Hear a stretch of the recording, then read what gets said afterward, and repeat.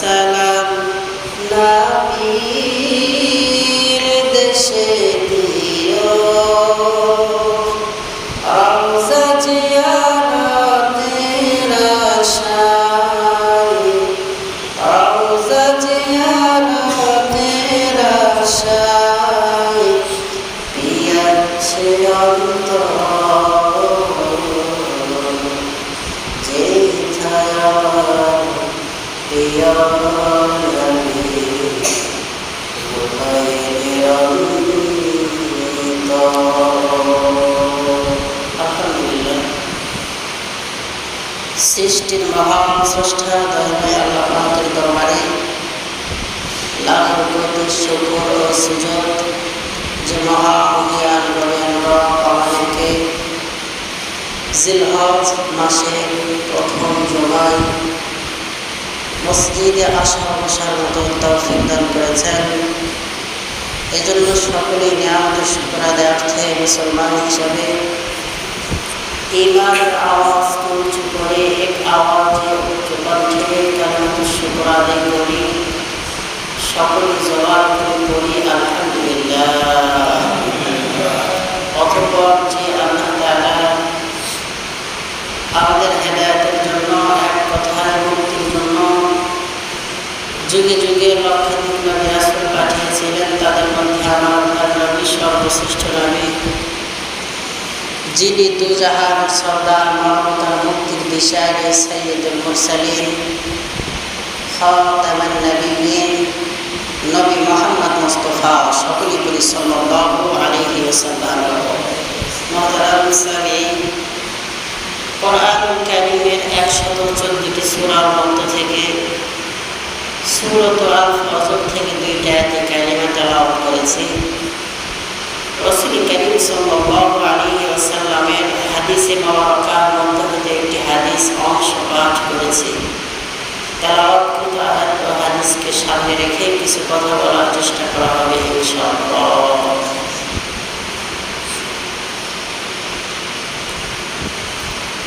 যে আয়াত কারিমা তেলাওয়াত করেছি, ওয়াল ফাজর, আল্লাহ তাআলা এখানে ফজরের কসম করেছেন, ওয়া লায়ালিন আশর, এবং 10টি রাতের কসম করেছেন। পুরো বছরের মধ্যে সবচাইতে আল্লাহ পাকের কাছে দামি উত্তম রাত হল লাইলাতুল কদর। সবচাইতে উত্তম রাত কোনটা? লাইলাতুল কদর। আর সবচাইতে দামি দিনের নাম বলেন 9 জিলহজ আরাফার দিন। 9 জিলহজ আরাফার দিন, মানে কুরবানির আগের দিন। তাহলে সবচাইতে দামি উত্তম রজনীর নাম হলো লাইলাতুল কদর। বলেন লাইলাতুল কদর সবচাইতে দামিরা পুরো বছরের মধ্যে। আর পুরো বছরের মধ্যে সবচাইতে দামি দিন হলো 9 জিলহজ, আরাফার দিন। কয় না? 9 জিলহজ, আরাফার দিন আল্লাহ পাকের কাছে সবচাইতে পুরো বছরের মধ্যে দামি দিন। তো আল্লাহ পাক এখানে লাইলাতুল কদরের কসম না খেয়ে লাইলাতুল ওয়াফাত ওয়া লায়ালিন আশর মানে 10, লাইলুল মানে রাত, 10টি রাতের কসম খাইলেন। কেন? এই 10 রাত দ্বারা মুহাদ্দিসিনে কেরাম বলেন যে আল্লাহ তাআলা এখানে এই 10 রাত দ্বারা এই জিলহজ মাসের প্রথম 10 রজনীর কথা মানুষকে জানিয়ে দিয়েছেন। এই জিলহজ মাসের প্রথম 10টি রজনী কেমন দামি? লাইলাতুল কদরে দাঁড়িয়ে দাঁড়িয়ে ইবাদত করলে যে রকম সওয়াব, আল্লাহ তাআলা বলে যে এই 10 রজনীর প্রত্যেকটা রজনীতে কোনো ব্যক্তি যদি জাগ্রত থেকে ইবাদত করতে পারে তাহলে আমি আল্লাহ তাআলা তার আমলনামার মধ্যে একটি করে লাইলাতুল কদরে ইবাদত করার সওয়াব দান করে দেব। সুবহানাল্লাহ। লাইলাতুল কদরে ইবাদত করার জন্য 21 তারিখ রজনী আমরা জাগ্রত থাকি, এরপরে 23 তারিখ রজনী আমরা জাগ্রত থাকি, এরপরে 25, এরপরে খুব ধামধুম করে 27 রজনী মানে রমজান মাসে 27 রজনী আমরা পালন করে থাকি, 29 রাত আমরা পালন করে থাকি। কি জন্য? যে লাইলাতুল কদর পাওয়ার জন্য। কিন্তু কোন দিন হবে জানা নাই। কোন দিন হবে জানা নাই। জানা আছে? জানা নেই।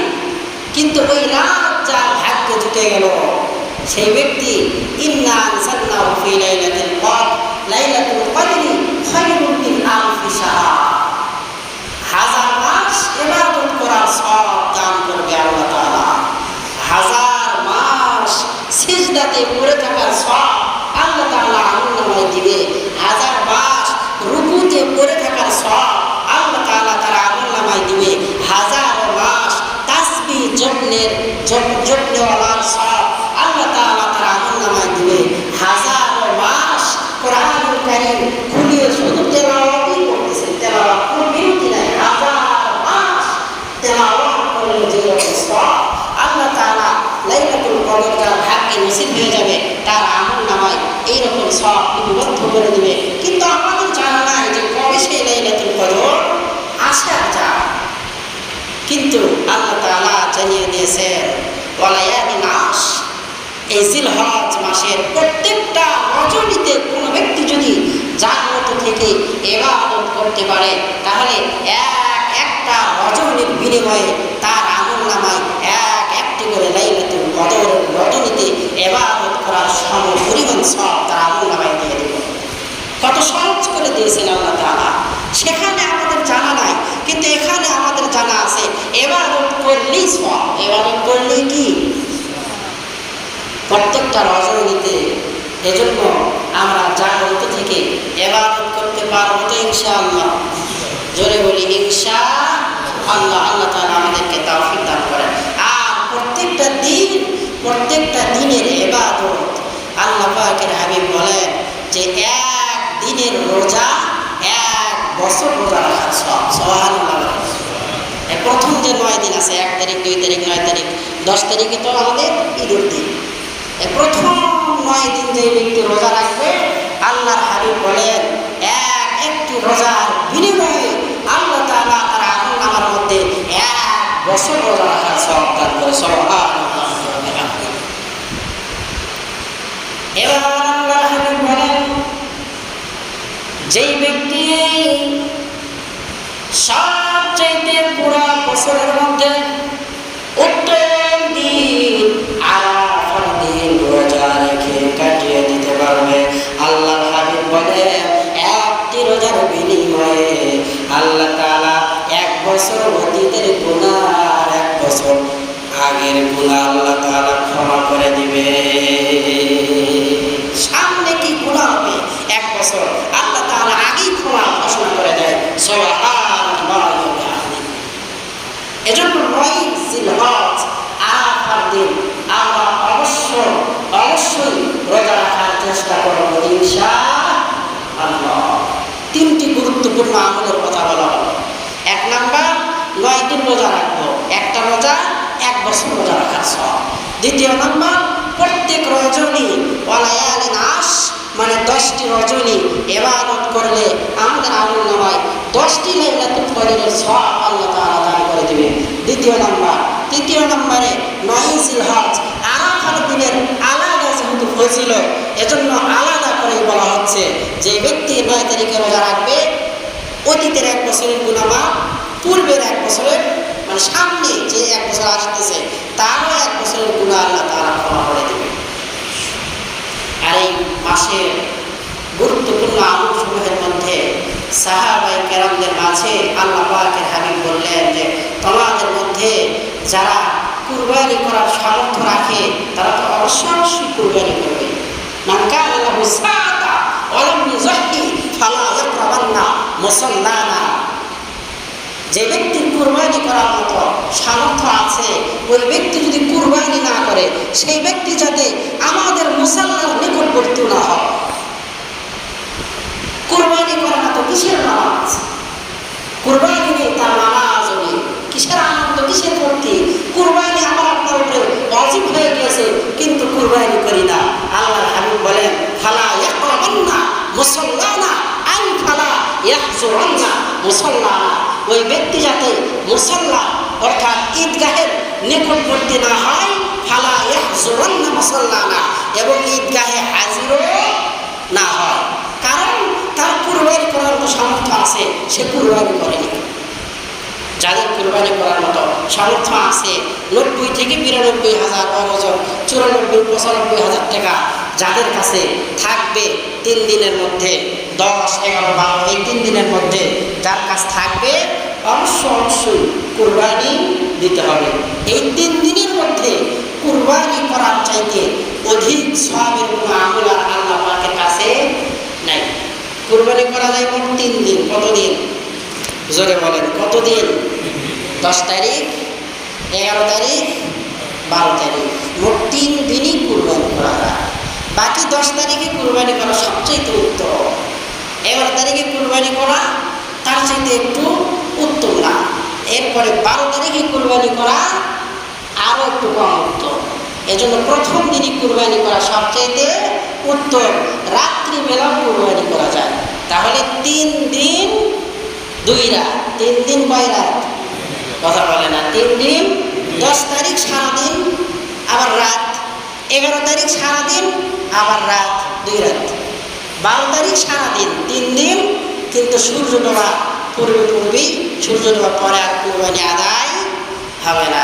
তাহলে কুরবানি করা যায় মোট 3 দিন। কয় দিন? 8, 2 রাত। এটা করে বানালাম নাকি? একে বানালাম নাকি হাদিস থেকে বললাম? কথা বলেন, বানাচ্ছি না হাদিস থেকে বলছি? আমার বিরুদ্ধে একটা কথা আসতে আমি নাকি ওয়াজ বেনে করি। ওয়াজ বেনে করি? কথা বলেন, ওয়াজ বেনে করি না। ওয়াজ যা আছে আপনারা হয়তো শোনেন না, আপনারা হয়তো শোনেন নাই, কিন্তু নতুন একটা কথা হয়তো পুনরায় পড়ছি বা পাইছি, আসে বলছি আপনাদের কাছে নতুন নতুন মনে আছে, তাই বেলাকে আমি বেনে বলছি। কথা বল, বেনে বলছি। আজ গুবি বলে ওয়াজ করি আমি। আমার প্রত্যেকটা ওয়াজ, আজকের ওয়াজও এখানে রেকর্ড হচ্ছে। আজকের ওয়াজও কি হচ্ছে? আজকের ওয়াজও এখানে রেকর্ড হচ্ছে। আমার প্রত্যেকটা জুমার বয়ান সব ইউটিউবে যায়, সব বলাই যায়, গোটা বিশ্বের মানুষ শোনে। আর ইউটিউবের সাথে হয়তো অনেকে জড়িত আছেন, সবাই শোনে, সবাই দেখে। ফেসবুকে এক জিনিস, ইউটিউব কিন্তু আর এক জিনিস। প্রত্যেকটা ওয়াজ, গত সপ্তাহের ওয়াজ আমার ইউটিউবে দেওয়া আছে। সে বেনে যদি ওয়াজ করে এই ওয়াজ কি ইউটিউবে দেওয়া যাবে? কথা বলে দেওয়া যাবে? তাহলে বেনে ওয়াজ করা হয় না। বাকি হয়তো বা আপনারা জানেন না বা ভিন্ন কোনো জায়গায় শোনেনও নাই। এর আগে, আমার আগে হুজুর এখানে দীর্ঘদিন যাব ইমামতি করেছেন। পড়ায় কত বছর? 32-33 বছর। 32-33 বছর ইমামতি করেছেন। নিজের সব কিছু বিসর্জন করে দিয়েছেন, কিন্তু আমরা তার জন্য কিছুই করতে পারি এখন কিন্তু হুজুরকে বিদায়ই দেই না, কি দিছি কথা বল দিছি। হুজুর মাঝে মাঝে বলে যখন এতদিন আমি ছিলাম তারা আমাকে ফুলবাড়ি বাজারে নিষেধ করে দিয়েছে, মন খারাপ করে বলছিল যা ফুলবাড়ি বাজারে নিষেধ করছে। অথচ যিনি 32-33 বছর ইবাদত করলেন তাকে আপনারা কি দিয়েছেন? ভালোবাসা দিতে পেরেছেন? একজন মানুষ 32-33 বছর ইবাদত করে আপনাদের মন জয় করতে পারে না, আর আমি তো আদনা থেকে ছোট্ট একটা বান্দা, ছোট্ট একটা মানুষ, আপনাদের মন জয় করার ক্ষমতা আমার আছে? কথা বলেন আছে? নেই। এজন্য যিনি চলে গিয়েছেন, আমরা আগামীতে আমার একটা প্ল্যান প্রোগ্রাম ছিল যে আগামীতে আমরা খুব আনুষ্ঠানিকতার মধ্য দিয়ে যেহেতু বাইরের কাজ শেষ, হুজুরখানার কাজ শেষ, এগুলো সব কাজ হয়ে গেলে হুজুরকে সহ যারা এখান থেকে চলে গিয়েছেন তাদেরকে আমরা কিছু হারি চান্দা দিয়ে খুব সম্মানের সহিত আমরা বিদায় জানাবো। পারবো তো আমরা ইনশাআল্লাহ? চেষ্টা করবো ইনশাআল্লাহ। এতদিন উনি ইমামতি বলেছেন কিন্তু আমরা বিদায় দিতে পারি নাই তা। তো যাই হোক, যে কথাটা বললাম যে আমার প্রত্যেকটা ওয়াজ ইউটিউবে যায় কিন্তু ব্যানে ব্যানে কোনো ওয়াজ করা হয় না। তো যে কথাটা বললাম 3 দিন কুরবানি করা যায়, কয় দিন? অনেকের কাছে কিন্তু নতুন নতুন মনে হচ্ছে যে হুজুর আবার আজকে কয় 3 দিন বলে কুরবানি করা যায়। এই জন্যই এই কথার থেকে আসলো 3 দিন কুরবানি করা যায়। কয় দিন?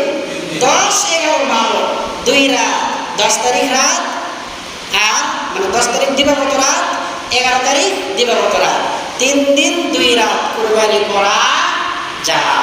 যে ব্যক্তির কুরবানি করার মতো সামর্থ্য নাই, আল্লাহ পাকের হাবিব বলেন ওই ব্যক্তি চাঁদ ওঠার আগে সমস্ত নখের চারাগুলো এরপরে মাথার চুল, সমস্ত প্রকার চুল সব কেটে চাঁদ ওঠার আগে কাটবে, আবার ওই কুরবানির দিন কাটবে। তো আল্লাহ তাআলা তার আমল নামায় কুরবানি করারই সওয়াব দান করবে। এজন্য আমরা সবাই এই 10 দিন বুধবার থেকেই শুরু হয়ে গিয়েছে, অনেকে ফোন দিয়েছিল, সবাইকে জানিয়ে দেওয়া হয়েছে, গত সপ্তাহে বলা হয় নাই। তো যাই হোক, আবার বলা হচ্ছে আমরা সবাই চুল এবার হাতের নখ এবং সমস্ত অবাঞ্ছিত নখ কাটা থেকে আমরা বিরত থাকবো। কুরবানির দিন 10 তারিখে আমরা কুরবানি হয়ে যাবে, জবে হয়ে যাবে, এরপরে আমরা এই সমস্ত লোক চুল হাতকে সব কাটার চেষ্টা করবো। তাহলে আল্লাহ পাকের হাবিব বলেন তাদের আমল নামার মধ্যেও কুরবানি করার মতো সব আল্লাহ তাআলা দান করেন। যে সমস্ত আমলের কথা বলা হলো আল্লাহ তাআলা আমাকে আমল করার তৌফিক দান করেন, আপনাদেরকে আমল করার